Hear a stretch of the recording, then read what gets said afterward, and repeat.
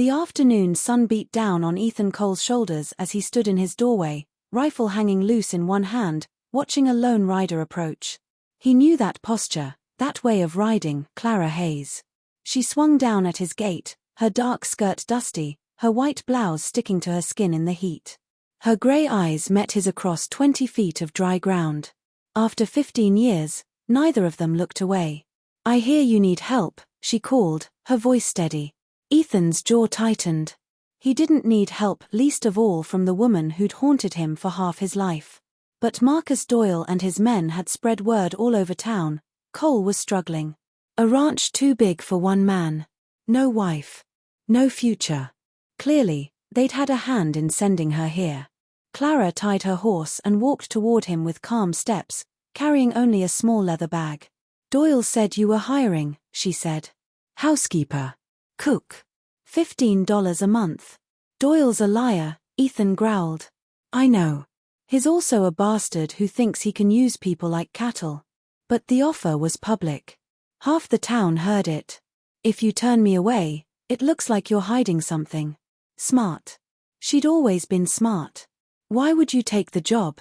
His voice came rough. She hesitated, something soft flashing in her eyes. "Because I'm tired of watching from a distance. Because both our fathers are gone, and maybe it's time we stopped letting them control our lives.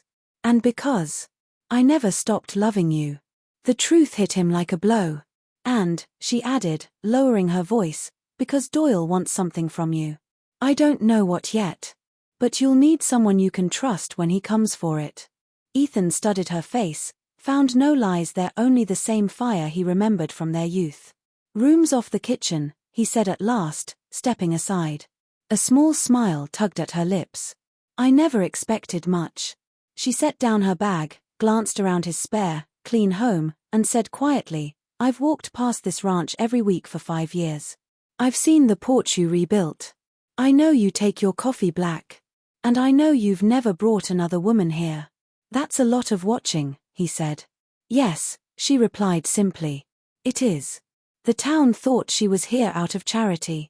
But Clara had her own money, $300, everything she had left. She pressed it into his palm. "I want to buy into this ranch. Not as your servant. As your partner. Equal shares." Ethan stared at her, stunned. "It won't be easy," he warned.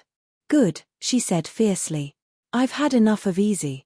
And then she kissed him, and 15 years of hunger broke loose. That night, before they could decide what came next, gunshots shattered the air. Doyle and his men rode up, torches in hand. Ethan and Clara fought back, side by side, holding off the attack until dawn when Sheriff Grant arrived to arrest the men. In the weeks that followed, Ethan and Clara rebuilt together. He made her his legal partner in the ranch. And when she asked him to marry her, not out of duty, but out of love, he said yes.